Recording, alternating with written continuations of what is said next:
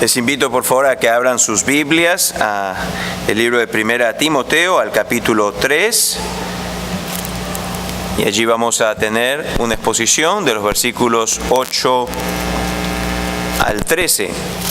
Antes de proceder a hacer esta exposición, Lucho se me acercó y me hizo saber que se ha juntado un total de $1,093 y algo de centavos para la adquisición de una nueva laptop para la iglesia, y damos gracias al Señor por su provisión para ello. Así que vamos a proceder a hacer la compra después de haber tenido la laptop actual, creo como por espacio de más de 10 años. Y una laptop dura usualmente solamente como 3 a 5 años, pero esta de acá ya está bastante viejita y en necesidad de ser cambiada. Así que damos gracias al Señor por ello. También el pastor Juan Carlos me pidió que les haga saber que este día miércoles el estudio de la palabra va a ser los resultados o los beneficios de tener la morada del Espíritu Santo en la vida del creyente. Así que están todos invitados para poder tomar parte este día miércoles a las 7:30 de la noche al estudio y al tiempo de oración. Bueno, vamos al libro ahora de 1 Timoteo. Quisiera allí volver a tener la lectura de este pasaje para tenerlo fresco en nuestras mentes. Y mientras cantábamos, pues pensaba en que el Señor Jesús, el Señor de la iglesia, aquel que la está edificando, por su amor por nosotros es que nos deja todas estas instrucciones para que sepamos cómo debemos de conducirnos en la iglesia local, que es el cuerpo del Señor Jesús. Y dice así la Escritura: los diáconos asimismo deben ser honestos, sin doblez, no dados a mucho vino, no codiciosos de ganancias deshonestas, que guarden el misterio de la fe con limpia conciencia. Y estos también sean sometidos a prueba primero, y entonces ejerzan el diaconado si son irreprensibles. Las mujeres asimismo sean honestas, no calumniadoras, sino sobrias, fieles en todo. Los diáconos sean maridos de una sola mujer, y que gobiernen bien sus hijos y sus casas. Porque los que ejerzan bien el diaconado ganan para sí un grado honroso y mucha confianza en la fe que es en Cristo Jesús. Padre, al venir ahora en este momento del servicio delante de ti, lo hacemos en completo reconocimiento de nuestra dependencia total, absoluta, en ti, en tu Espíritu, para que ilumines nuestras mentes, para que ilumines este pasaje de forma que podamos comprenderlo, y comprendiéndolo podamos seguir las instrucciones que aquí se nos indican de cómo evaluar las vidas de hermanos y de hermanas para que ellos puedan ser llamados oficialmente a servir como diáconos. Más aún, estas cualidades que vemos aquí, nos damos cuenta que son modeladas por estos hermanos para que nosotros mismos también podamos verlas en nuestras vidas. La idea es de que todas estas cosas sean presentes también en cada una de nuestras vidas. No son exclusivas para los diáconos, pero han de ser también, pues, encarnadas, por decir así, en cada una de las vidas de los hermanos y de las hermanas. Y te pedimos pues que por tu Espíritu una vez más tú obres todo esto en nosotros, que nos transformes de acuerdo a las instrucciones que aquí vemos en esta porción de tu palabra. Tráete gloria, obra en nuestras vidas, y trae a aquellos que aún no conocen al Señor Jesús a que le conozcan el día de hoy, de forma que se reconcilien contigo por medio de Él y reciban hoy el perdón de sus pecados y la vida eterna. Damos gracias en el nombre de Jesús. Amén. Bueno, la semana pasada concluí y quisiera solamente revisar algunos puntos que vimos Y el primero de ellos es que las iglesias del siglo XXI debemos de tener oficialmente hombres y mujeres que sean diáconos. Había estado viendo con ustedes que aunque han pasado casi 2000 años desde que estas instrucciones fueron dadas, pues no por el hecho que han sido dadas hace 2000 años significa que sean obsoletas. Como la carta misma indica, nosotros hemos leído que estas instrucciones fueron dadas para que los creyentes de aquel entonces, y al igual que ahora, podamos saber cómo debemos de conducirnos, y esto hasta la aparición del Señor Jesús. Estas instrucciones pues son prevalentes el día de hoy, tanto como lo fueron hace 2000 años. Y si el Señor Jesús demorase 2000 años más para regresar, pues entonces, por los siguientes 2000 años, estas mismas instrucciones deben de ser seguidas obedientemente por las iglesias del Señor Jesucristo. En segundo lugar, vimos que debido a que la era apostólica acababa, debido a los continuos ataques doctrinales, debido a los consecuentes desvíos en vida y servicio para con el Señor, y debido también a que la iglesia pues ya no iba a contar con estos siervos iniciales, los apóstoles y los profetas del primer siglo, y que la iglesia iba a continuar sucesivamente a través de los siglos, es que el Espíritu de Dios utilizó lo que estaba sucediendo en aquel momento como la oportunidad para la cual el apóstol Pablo pues plasmase, inspirado por el Espíritu de Dios, estas instrucciones. Así que fue necesario dejar en claro quién podía servir como maestro para preservar la salud espiritual de una congregación y quién debía servir oficialmente en las distintas áreas de ministerio o servicio en la congregación local. En otras palabras, aquellos que han de servir, sea como maestros en una congregación, estos sean los ancianos o cualquier otro tipo de maestro, o sean personas que tienen a su cargo algún tipo de servicio oficial, no puede ser así nomás cualquier persona.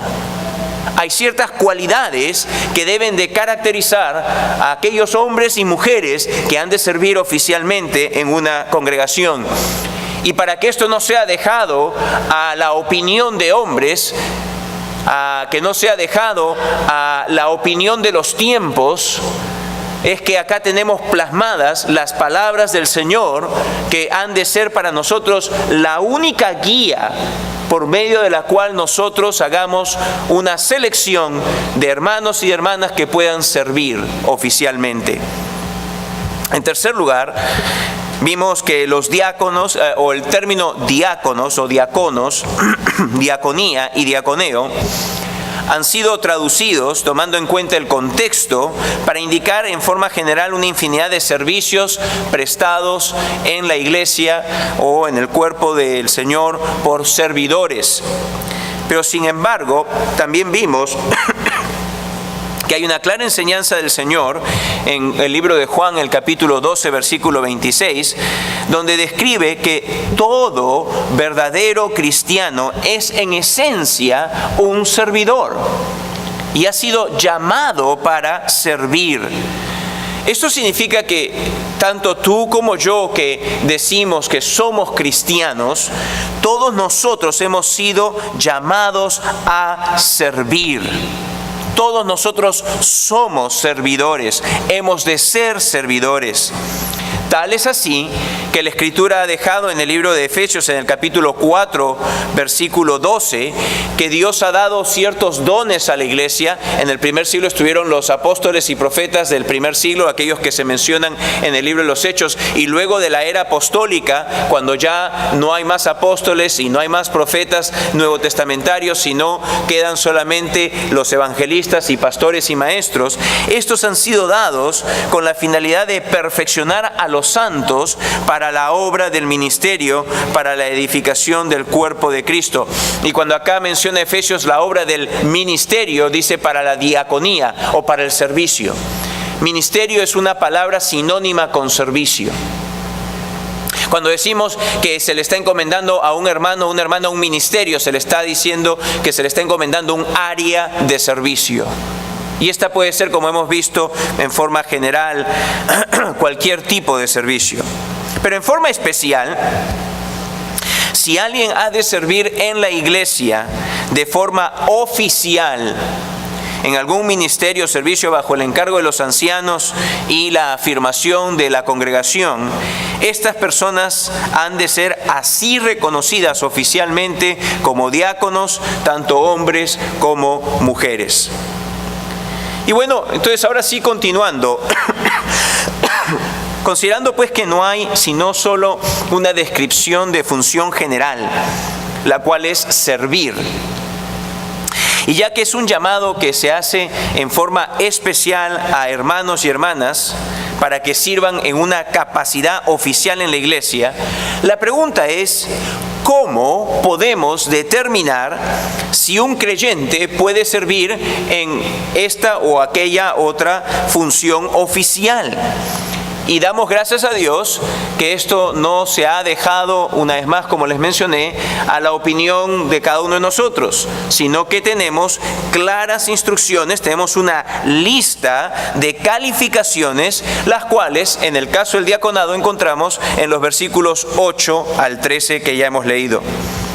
Pero antes de ir a ver las distintas áreas de la vida que han de ser evaluadas, yo quisiera que, para tener un fundamento aquí, que nosotros podamos comprender qué es lo que Dios busca en ti y en mí para que le podamos servir. Y en una frase muy corta, lo que Dios busca en ti y en mí para que le podamos servir es que haya en nosotros un corazón fiel para con Él.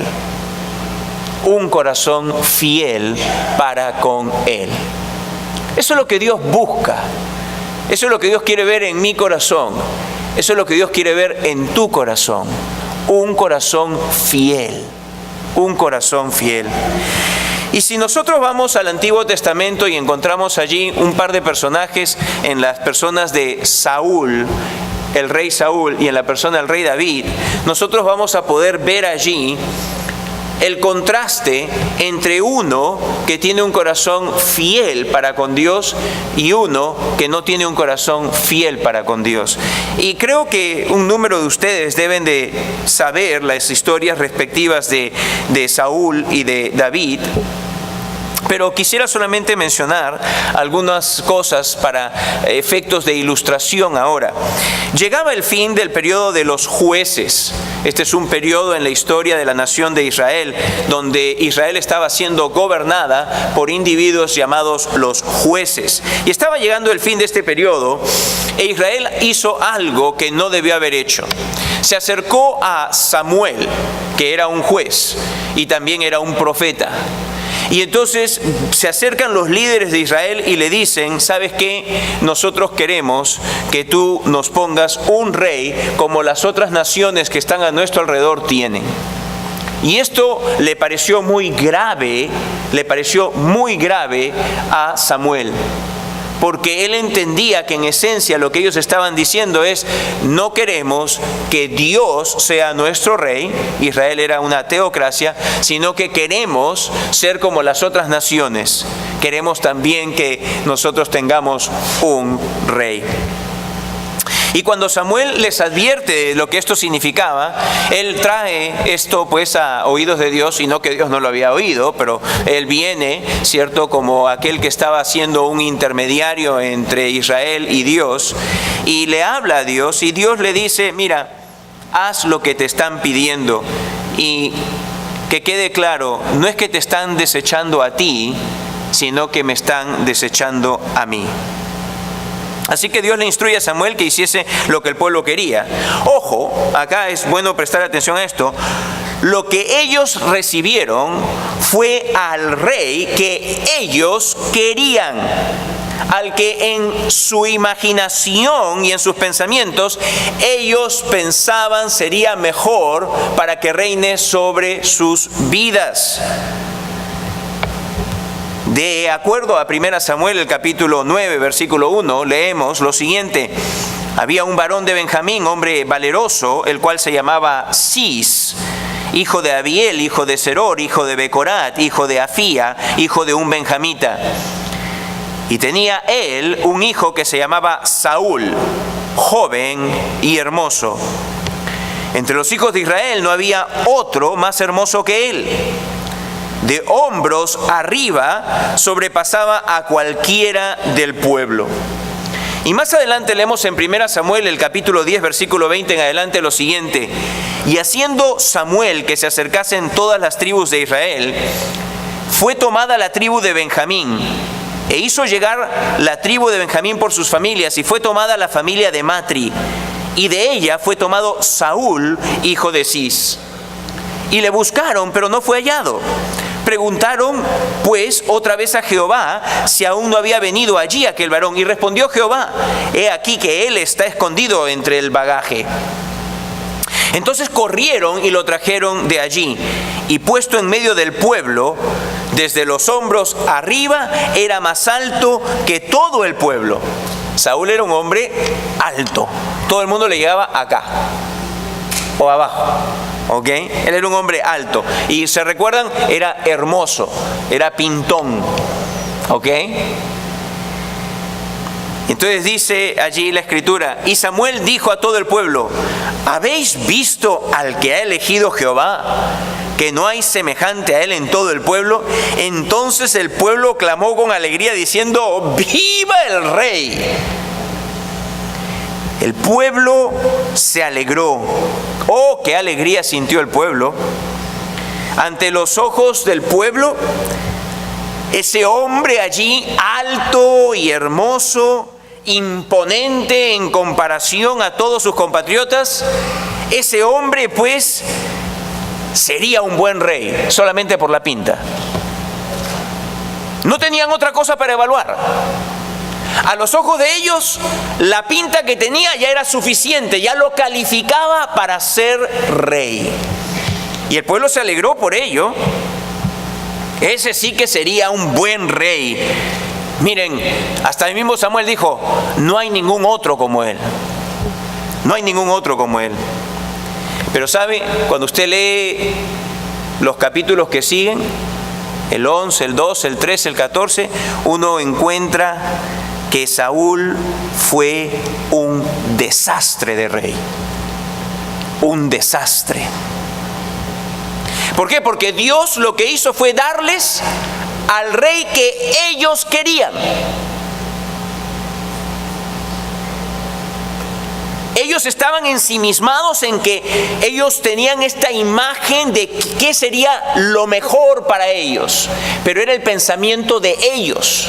Eran las imaginaciones de ellos. Eran las ideas, las opiniones de ellos, no las de Dios. Ellos no consultaron a Dios: Señor, ¿qué tipo de rey? No, ellos querían un tipo de rey, lo que ellos en su mente pensaban sería bueno para ellos. Y Dios le dice: ok, les voy a dar un rey como el que ellos quieren. Ellos querían un rey que sea pues deporte. Me recuerda que en el Perú, años atrás, cuando era tiempo de elecciones, entre los candidatos estaba ahí el señor Alan García Pérez. Y en comparación a los otros candidatos, el candidato Alan García Pérez, que iba a ser presidente 2 veces del Perú, pues era más alto que los demás. Y si uno le preguntaba a las damas qué pensaban del señor Alan García Pérez, un número de damas decía: es simpático, es simpático. Y 2 veces salió elegido presidente. La primera vez que salió elegido presidente, el pintón Alan García, fue un desastre. Destrozó el país básicamente. Y bajo su gobierno es que el terrorismo pues se metió con fuerza en el Perú. Y causó más de 25,000 muertes en los años subsiguientes. Cuando la gente mira solamente lo que uno piensa, déjeme decirle, uno se va a equivocar. El creyente no debe estar buscando lo que le parece a uno. El creyente lo que debe buscar es lo que Dios dice, que es lo que Dios nos instruye. y no lo que a nosotros nos parece. Así que, puesto que este hombre mostró ser un desastre, desobedeció a Dios e hizo lo que no debía, Dios le quita el reino, lo desecha como rey. Y Dios entonces vuelve a enviar a Samuel para buscar ahora otro rey. Y este rey sí es de acuerdo a como Dios lo quería. ¿Ok? Este ya era un rey a como Dios quería. ¿Y qué es lo que encontramos en la Escritura? Dios le envía a Samuel y vemos en 1 Samuel el capítulo 16 que dice así: dijo Jehová a Samuel: ¿hasta cuándo llorarás a Saúl, habiéndolo yo desechado para que no reine sobre Israel? Recuerden, Samuel había sido jalado también, aunque él conoció, él sabía que Israel estaba haciendo mal. Cuando vio a Saúl dijo: wow, este sí que tiene pinta de rey, ¿ah? Él mismo fue el que le dijo al pueblo, ¿se recuerdan? Él mismo fue el que le dijo: miren, el que Dios ha elegido. Él mismo se dejó llevar por lo externo. Y estaba llorando, por supuesto, Saúl en tristeza por la caída, Samuel por la caída de Saúl. Y Dios le dice: ¿hasta cuándo llorarás a Saúl, habiéndolo yo desechado para que no reine sobre Israel? Llena tu cuerno de aceite y ven, te enviaré a Isaí de Belén, porque de sus hijos me he provisto de rey. Y dijo Samuel: ¿cómo iré? Si Saúl lo supiera, me mataría. Jehová respondió: toma contigo una becerra de la vacada y di: a ofrecer sacrificio a Jehová he venido. Y llama a Isaí al sacrificio, y yo te enseñaré lo que has de hacer. Y me ungirás al que yo te dijere. ¿Se da cuenta usted? No es al que tú piensas, al que yo te dijere. ¿Ok? Hizo pues Samuel como le dijo Jehová, y luego que él llegó a Belén, los ancianos de la ciudad salieron a recibirle con miedo y dijeron: ¿es pacífica tu venida? Él respondió: sí, vengo a ofrecer sacrificio a Jehová. Santificaos y venid conmigo al sacrificio. Y santificando él a Isaí y a sus hijos, los llamó al sacrificio. Y aconteció que cuando ellos vinieron, él vio a Eliab y dijo: de cierto, delante de Jehová estás ungido. Lo vio a este hombre y dijo: este tiene que ser. Este tiene que ser. Y Jehová respondió a Samuel: no mires a su parecer, ni a lo grande de su estatura, porque yo lo desecho. Porque Jehová no mira lo que mira el hombre, pues el hombre mira lo que está delante de sus ojos, pero Jehová mira el corazón. Jehová mira el corazón. Amados, Samuel estaba ya pronto para hacer el mismo error que el primero. Lo vio alto y de buen parecer y dijo: ahí está otra vez, material bueno para ser rey. Y Dios inmediatamente le dice: no, le dice. Y no que David era feo, porque la Biblia dice que David era una persona hermosa también de parecer. Pero uno tiene que ir más allá de lo externo. Y uno tiene que ir hacia adentro. Dios dice: Dios mira el corazón. Dios mira el corazón. Y por eso es que les dije, amados hermanos, que si queremos resumir en esencia, en una frase, cómo es que Dios quiere verte a ti y a mí para que nosotros le rindamos a Él servicio, Él quiere ver en ti y en mí un corazón fiel a Él. Un corazón fiel a Él. Así que, amados hermanos, viendo pues las últimas palabras de este versículo 7 de 1 Samuel 16, nosotros tenemos que observar que Dios quiere que los que le sirvan son aquellos que Dios conoce que sus corazones son fieles a Él. Y tomemos esto como un aviso para nosotros. Es más, quizá la palabra advertencia es muy apropiada. Un aviso, una advertencia. Para que nosotros pues no evaluemos, no solamente ahora, sino en el futuro también, no evaluemos a una persona para un ministerio, para un cargo, solamente por lo que vemos por fuera. La pinta, quizá una personalidad muy amistosa. No, tenemos que ir mucho más allá. Tenemos que ver las cosas como Dios las ve. Así que el aviso es que nosotros no seamos personas que miremos solamente lo superficial, sino que miremos la vida de la persona. La vida de la persona. Pues Dios puede ver directamente al corazón. Nosotros no. Yo no puedo ver al corazón de Sonia. Ella no puede ver directamente a mi corazón para entender los pensamientos que hay dentro de su alma, o que ella pueda ver los pensamientos que hay dentro de mi alma. Entonces, ¿cómo hacer? Bueno, lo que Dios hace es que Él nos dice aquellas cualidades que uno puede encontrar que reflejan lo que hay dentro del corazón. Estas cualidades que vamos a ver nosotros ahora son aquellas que podríamos decir son la exteriorización de lo que hay dentro del corazón. Y es por eso que Dios nos dirige a que nosotros observemos estas cualidades.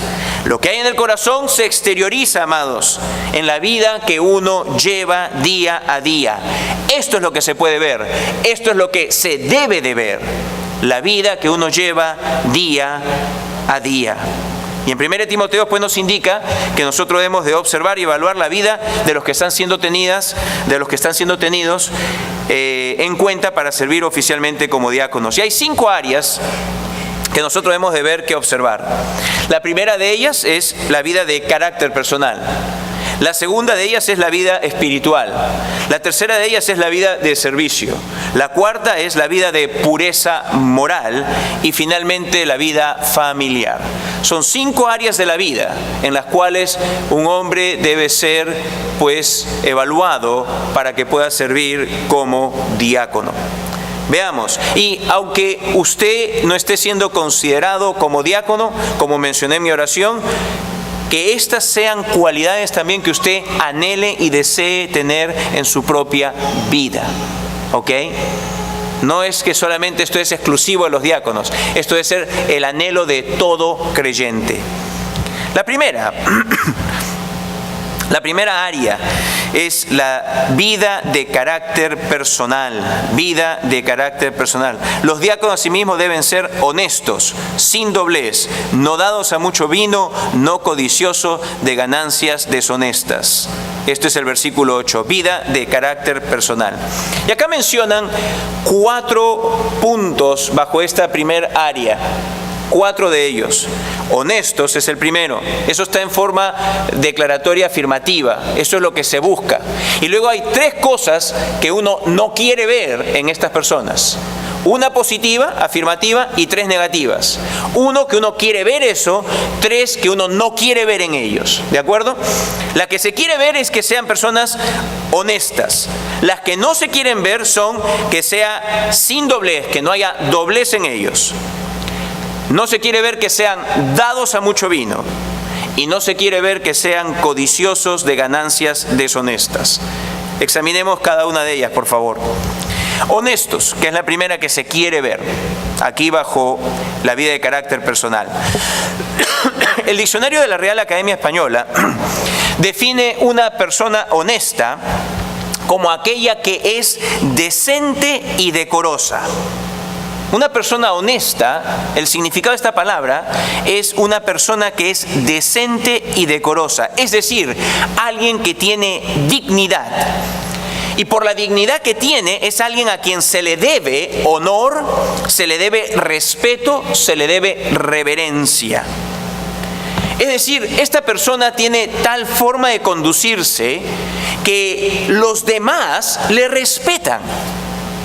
Se ha ganado, por decir así, el respeto de los otros hermanos en la congregación.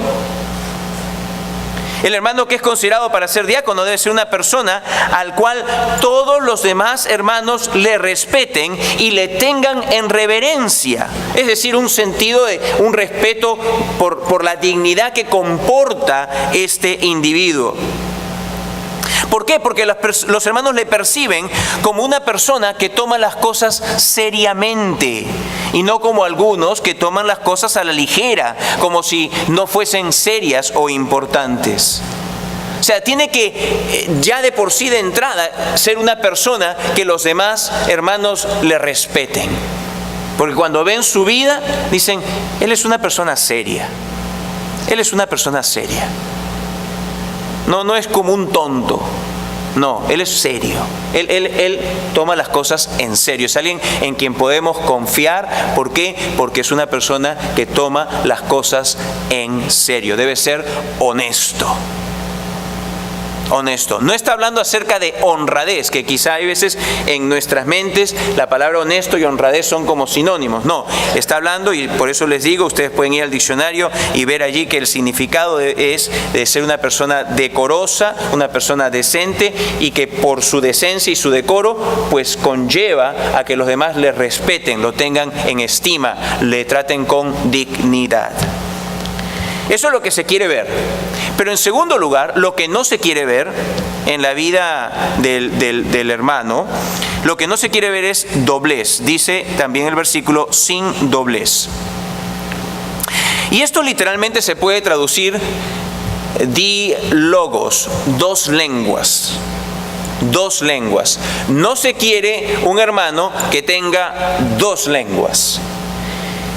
Y esto se refiere pues a una persona que a alguien le dice una cosa y cuando habla con otra gente le dice otra cosa. Es un dos lenguas. No habla igual en diferentes audiencias. Dependiendo de con qué audiencia se encuentra, habla de una forma y en otra audiencia habla de otra forma. En una oportunidad me encontraba yo hablando con una persona por teléfono y me dice, sí hermano, que voy para allá, que esto y que el otro. Todo bien, cuelga y de pronto vuelve a sonarme el teléfono. Y cuando vuelve a sonar el teléfono, yo recojo y digo, aló, pero escuchaba solamente la conversación de trasfondo. O sea, se marcó el teléfono solo. Pero cuando en eso escucho la voz del hermano y que empieza a hablar con malas palabras. Conmigo, un santo. Con el resto, un diablo. Dos lenguas. Dos formas de hablar distintas. Con un grupo de personas, todo es amén, amén y amén. Con otro grupo de personas, bla, bla, bla, bla, bla, bla, bla, bla, bla. Y acá dice, la persona en su vida de carácter personal no puede ser una persona de dos lenguas. Su lengua no puede ser una lengua camaleona. Una lengua que cambia de color conforme al ambiente o a la audiencia con la cual se encuentra. Sino que su hablar debe ser el mismo si está con esta persona, o con esta persona, o con esta persona, o con esta persona. Hay algunos que hablan con los que son sus amigos del mundo, que no conocen a Cristo, o como ellos. Pero el momento que está con los hermanos, es un santo hablando. Tal tipo de cosas no debe de haber. Lo que se está refiriendo aquí es básicamente que sea un hablar íntegro, un hablar recto, un hablar que no sea hipócrita. Tener dos lenguas es ser hipócrita.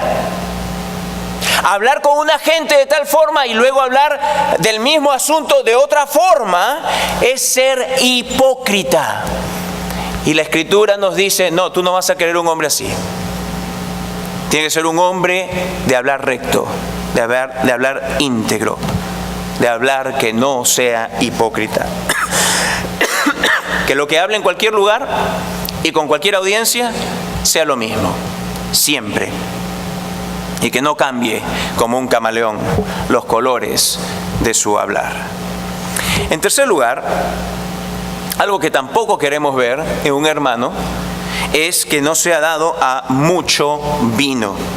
Que no sea dado a mucho vino. Todo esto una vez más dentro de la esfera de su vida de carácter personal.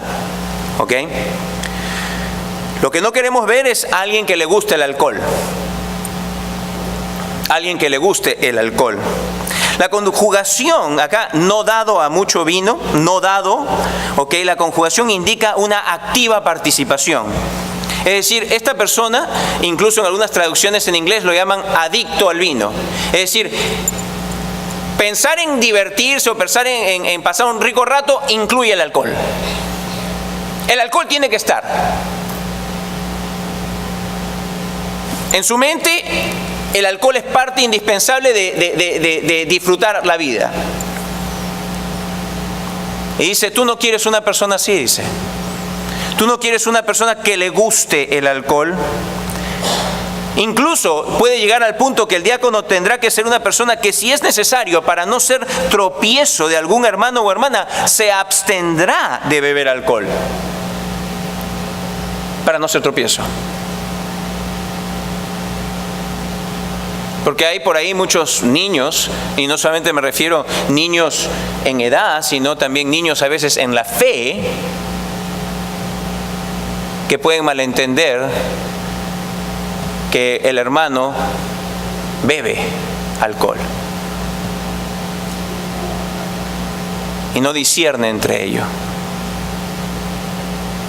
Así que la Escritura dice, tú vas a querer que el hermano en primer lugar sea una persona de porte digno, que todos le respeten, también que no tenga dos lenguas y que también no le guste el alcohol. Pero en cuarto lugar, hay otra cosa más que tú no quieres ver para evaluar la vida de carácter personal, hermano, y es que no sea codicioso de ganancias deshonestas. Esta es la tercera cosa que uno no quiere ver en el diácono, que no sea un codicioso de ganancias deshonestas. En otras palabras, que no use el diaconado como una forma de ganar dinero, como una forma de ganar dinero. En aquel entonces, una de las prácticas que había en la iglesia del primer siglo era que ya estaban organizados de forma que salían por el barrio todas las semanas y colectaban de los hogares cristianos, colectaban ayudas para los necesitados, todas las semanas. Y muchas de las personas daban su ayuda en forma de algún animalito o en algún producto, en algún pan, pero otros daban algunas monedas. Y como iban los hermanos por el vecindario buscando y tocando las puertas de las casas de los hermanos, ellos ponían el dinero en la bolsa. Y entonces era imprescindible que uno estuviese seguro que las personas que iban a recibir eso no fuesen como Judas, que le gustaba meter la mano en la bolsa para beneficio personal. Y entonces uno tiene que ver, ¿no?, que la persona no sea codiciosa de ganancias deshonestas. Y uno va viendo a las personas, porque si la persona usualmente va hablando de money, and more money, and material things, y cosas materiales y todo, uno puede irse dando cuenta dónde está en realidad la mente y el corazón de esa persona. Y uno tiene que tener sabidurías y de conocer que la persona no es una que tiene deseos codiciosos que lo van a llevar incluso a tener ganancias deshonestas, tomar del dinero que probablemente se les va a encomendar para que administren. Pues diáconos muchas veces se van a encontrar en la situación de administrar dinero, y dice, entonces tú no vas a querer una persona así, tú vas a querer una persona honrada en el manejo del dinero que va a recibir para que se administre. Así que estas cuatro puntos de la primera cualidad que debe buscarse en los diáconos nos hablan de su vida de carácter personal. Pero veamos ahora qué es lo que nos dice el versículo 9 con respecto a su vida espiritual.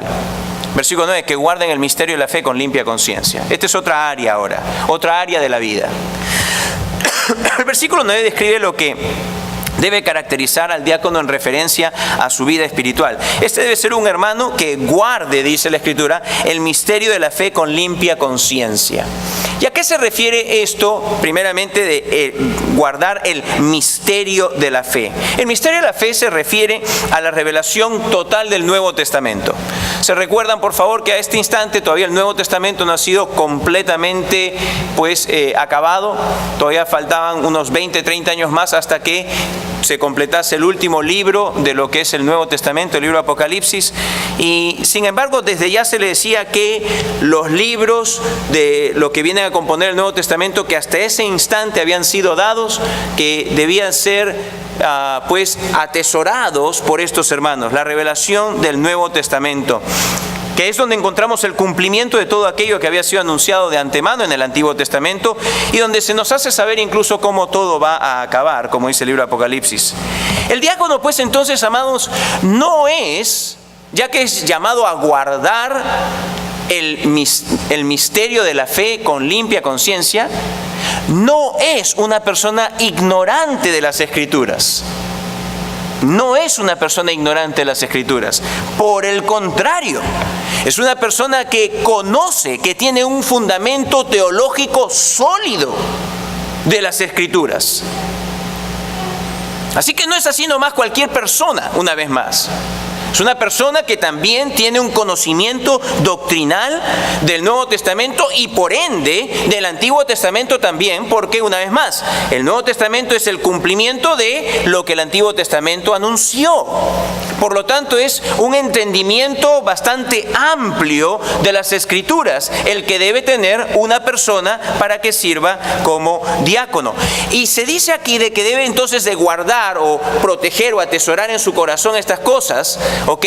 De forma que no solamente se trata entonces de conocimiento de las Escrituras en forma intelectual, sino que las guarda. Y si uno va a la Escritura y uno lee lo que significa guardar, significa de que lo que sabe lo vive, lo que sabe lo practica, lo que sabe es lo que determina cómo él hace decisiones día a día. Él vive lo que sabe. Así que va más allá de solamente tener conocimiento bíblico, sino que lo que conoce de la Escritura lo vive y por ende, dice allí, que guarde el misterio de la fe con limpia conciencia. Es decir, que lo que sabe y lo que quizá muchas veces enseña a otros, porque muchos diáconos también son maestros, ¿ok? Su conciencia no le acusa de él no estar viviendo lo que está enseñando o de él no estar viviendo lo que él sabe que es la verdad. Tiene una limpia conciencia. Una limpia conciencia. No hay acusación de su conciencia. Y ustedes saben, la conciencia es una facultad que Dios ha puesto en todo ser humano, y en el caso del creyente es una facultad que Dios renueva el momento de que esa persona se reconcilia con Dios, y entonces esa facultad es la que, conforme el conocimiento de la palabra de Dios está siendo pues aumentado en nuestras mentes y nuestros corazones lo atesoran, nuestra conciencia cristiana se vuelve más sensible a la verdad y también se vuelve más sensible al error, aquello que no es la verdad. Y cuando nosotros no vivimos conforme a la verdad, nuestra conciencia cristiana nos va a acusar de que no estamos viviendo en acuerdo con la palabra. Así que en el sentido de la vida espiritual del hermano, pues lo que tenemos que ver es que sea una persona con conocimiento bíblico, una base teológica firme, pero también que ese conocimiento lo viva. No solamente se trata de mero conocimiento intelectual, sino una vida vivida de acuerdo a la palabra de Dios. Y esto nos lleva al tercer aspecto de la vida que debe ser evaluado, y es la vida de servicio. El versículo 10 dice: y estos también sean sometidos a prueba primero, y entonces ejerzan el diaconado si son irreprensibles. Aunque esto suena como que se debe poner a prueba al hermano que está siendo considerado para ser diácono, una prueba temporal, un periodo de tiempo en el cual sirva, la conjugación verbal indica que este hermano debe ser continuamente evaluado, continuamente evaluado. Es decir, se menciona un candidato, una persona que va a ser evaluada, se inicia la evaluación de que esta persona ya tiene estas cualidades que se han mencionado y también que está sirviendo, y una vez que es afirmado en dicha posición oficialmente, su evaluación continúa a través del tiempo. Nosotros tenemos la responsabilidad de hacer una evaluación continua acerca de la vida que estos hermanos que están sirviendo en capacidades oficiales están llevando. Y esto es algo que la iglesia debe de realizar, la iglesia en pleno. No se trata solamente de algo que los ancianos tienen que hacer, sino la iglesia en pleno. Debe haber una continua evaluación. Así que la congregación evalúa si el hermano es una persona que ya es reconocida como que presta servicios al Señor en la iglesia, y una vez que se le encarga oficialmente esto, entonces continúa siendo evaluado en su servicio. Pero además el apóstol añade hacia el final del versículo 10, si son irreprensibles. Y acá esto está en el medio de todo. Y no solamente esta frase, si son irreprensibles, está teniendo que ver con el servicio, sino en realidad con todo lo que ya se ha mencionado y aún lo que falta mencionarse. Esto indica que el hermano no puede estar sujeto a acusaciones, a que alguien le presente cargos en algunas de estas áreas que estamos viendo. Esto se aplica a todo lo dicho y aún, como les digo, a lo que falta todavía decir. La evaluación se extiende más allá del servicio y abarca las otras calificaciones para que los que están sirviendo como diáconos sean hallados en todo momento, que no haya nada de que se les acuse. Y esto nos lleva a la cuarta esfera de la vida que debe ser evaluada, y es una vida de pureza moral. El versículo 12 dice: los diáconos sean maridos de una sola mujer. Los diáconos sean maridos de una sola mujer. Literalmente, el versículo dice: los diáconos sean hombre de una mujer. Hombre de una mujer. Esto no quiere decir que el diácono tiene que ser casado, ¿ok? Un diácono no tiene que ser una persona casada, sino que a lo que acá está refiriéndose es de que haya un claro testimonio de que el diácono no es una persona que se le acusa de infidelidad marital. Su pureza moral debe ser tanto de conducta como la interior de su mente. Hombres, por ejemplo, que tienen una situación con pornografía, no pueden servir como diáconos porque no hay esta pureza interna que habla de una fidelidad, de que sea un hombre de una mujer solamente. Entonces, tiene que haber este aspecto de que es claramente un hombre de una mujer. Y no puede haber, como dice lo que hemos visto hace un momento, que hayan acusaciones en esta área tampoco. Finalmente, el quinto área que debemos de ver en la vida de los que están siendo considerados para ser diáconos es la vida familiar. La vida familiar. Dicho sea de paso, no solamente que no haya infidelidad. En realidad es más amplio. Cuando dice hombre de una mujer, también quiere decir de que este hombre encuentra en su mujer el objeto de todo su afecto. ¿Ok? Es decir, que este hombre ve a su mujer como su mujer y la considera, como dice el libro de Primera de Pedro, esta gracia de la vida que Dios le ha concedido de estar en matrimonio con esta mujer. ¿Ok? Entonces vemos de que va más allá de solamente pureza moral, pero es una pureza moral que digamos podría tener un aspecto negativo, el de no haber sido infiel, el de no ser infiel, pero también un aspecto positivo de encontrar el deleite, como diría el libro de Proverbios, en aquella mujer, que esa mujer que son la que le ha dado los pechos de su juventud, como dice el libro de Proverbios, sea la mujer en la cual él se deleite. Él se deleite. Así que tenemos que no solamente es un aspecto negativo de la pureza moral, sino un aspecto positivo donde este hombre encuentra completa y total satisfacción y el enfoque de su afecto en su mujer, en su esposa. Finalmente, la vida familiar la encontramos como el último área. Versículo 12 continúa y dice: y que gobiernen bien sus hijos y sus casas. Este es el último área de evaluación. La vida familiar es la que aquí está en mente. Dice allí que gobiernen bien sus hijos y sus casas, que haya una administración apropiada de sus hijos y de sus casas. Los diáconos deben ser personas que muestren que gobiernan o administran bien sus hijos, que lo están criando en los caminos del Señor, y también una administración sabia de sus finanzas personales, porque acá menciona no solamente los hijos, sino los oikos, de donde sale la palabra oikonomía, o la ley de la casa, la economía. Y la idea es de que entonces el diácono debe ser una persona que no solamente vea que llevar a sus hijos y su casa entera en los caminos del Señor, sino también que sepa cómo manejar todo lo relacionado a su familia, de forma que, como en el caso de los ancianos, cuando alguien vea la familia, indudablemente que no es una familia perfecta, porque ninguno de nosotros tiene tal cosa, en realidad nuestras vidas no son perfectas, mi vida no es perfecta, ¿ok? Pero lo que sí es que se debe de ver indudablemente que pueda haber una, como dice la palabra tanto para los ancianos como diáconos, dice que gobiernen bien, que haya un kalos.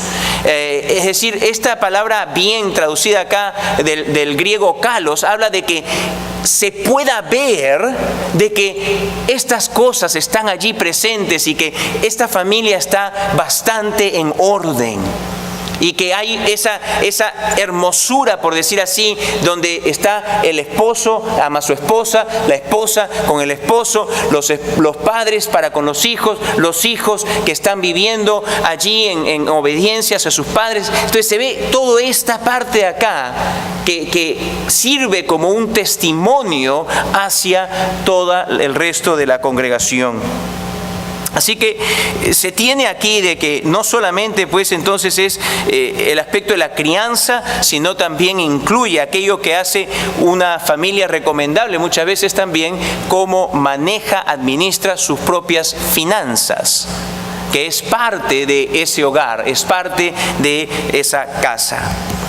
Y sabe, como mencioné en el mensaje pasado, también encontramos las calificaciones para las hermanas, que lo dejé aparte para no interrumpir el flujo de las 5 áreas de vida. Pero en las hermanas, versículo 11, dice: las mujeres asimismo sean honestas, no calumniadoras, sino sobrias, fieles en todo.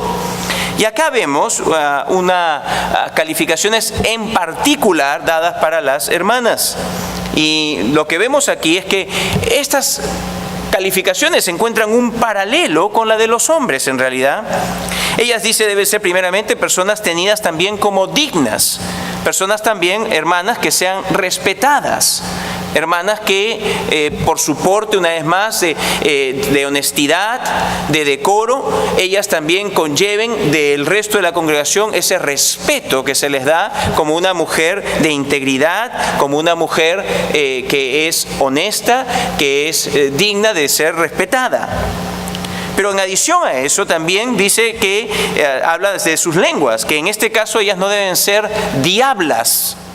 La palabra que utiliza acá es diabolos, distinta a la que dice de los hombres, que son dilogos, que hablan una cosa acá y otra allá. En el caso de las mujeres dice que ellas no sean diabolos, que no sean diablas. ¿Y en qué sentido? Bueno, el diablo es el primer calumniador, por eso es que acá la traducción dice que no sean calumniadoras, que quiere decir hacer falsas acusaciones basadas principalmente en chismorrerías. Y no me venga a corregir que son chismoserías, porque lo busqué en el diccionario por si acaso. Son chismorrerías, ¿ok? Son entonces acusaciones que mujeres levantan porque escucharon el chisme. Y dicen: ¿y cómo sabes? ¡Fulanita me lo dijo! No. Dice, las hermanas que han de ser consideradas por eso no pueden ser como el diablo, que toma por acá y que toma por allá. Puede ser mentira, puede ser lo que sea, le importa un bledo al diablo y va y lo derrama por acá y hace una calumnia. Entonces dice, las hermanas no pueden ser de lengua diabólica, no pueden ser de lengua de diablo. No pueden ser personas que levantan acusaciones contra otras basadas en chismorrerías, solamente porque escucharon ahí el chisme de otra persona. Tienen que cuidarse las hermanas de eso. En tercer lugar, dice que ellas también deben ser sobrias, es decir, que sus mentes no estén nubladas en sus juicios, de igual manera por el alcohol. Y finalmente dice de ellas que deben ser halladas fieles en todo servicio que se les encargue, no actuando en nada deshonestamente, sino con toda honradez. El pasaje termina dando dos bendiciones aquí claras para aquellos que hacen bien el diaconado. Versículo 13, los que ejercen bien el diaconado ganan para sí un grado honroso y mucha confianza en la fe que es en Cristo Jesús. Hay dos bendiciones que reciben aquellos que sirven bien en el diaconado. La primera de ellas es un grado honroso. Y la idea es la de que hay un pedestal y como que la persona es levantada en un pedestal. Es decir, aquellos hermanos y aquellas hermanas que sirven bien, son fieles en lo que se les encomienda, dice, los demás en la congregación los van a levantar. No es una forma de alimentar su ego, porque la Escritura jamás condona que se le levante el ego a nadie. ¿Ok? Si algo, contrario al pensamiento del mundo, la Escritura dice que si algo estamos demasiado inflados de nosotros mismos y de nuestras cualidades y de nuestras habilidades, estamos demasiado inflados. Si algo, lo que necesitamos más bien es siempre venir a ser persona de pensamiento humilde y que pensemos en nosotros cuerdamente como debemos de hacerlo. Pero eso no quita lo que dice 1 Tesalonicenses 5:12, donde dice, os rogamos, hermanos, que reconozcáis a los que trabajan entre vosotros y os presiden en el Señor y os amonestan, y que los tengáis en mucha estima y amor por causa de su obra. Tened paz entre vosotros. Y acá está hablando pues entonces de, sí, que lo pongas, por decir así, en un pedestal, que reconozcas de que Dios está usando ese hermano, esa hermana, que ese hermano, esa hermana está haciendo una buena labor, que lo reconozcan. Que se lo digan, no para inflarle el ego, pero sí en reconocimiento de gratitud. Sí en reconocimiento de, ¿sabes qué? Gracias porque me es una enseñanza a mí. Me estás ayudando y te quiero agradecer por lo que estás haciendo. Y dice, este es uno de los beneficios, esta es una de las recompensas. Que se acerquen a ti y que te digan, gracias hermano, gracias hermana. Reconozco que tu obra es fiel. Y te doy gracias por ello. Te agradezco. ¡Qué bendición! ¡Qué bendición!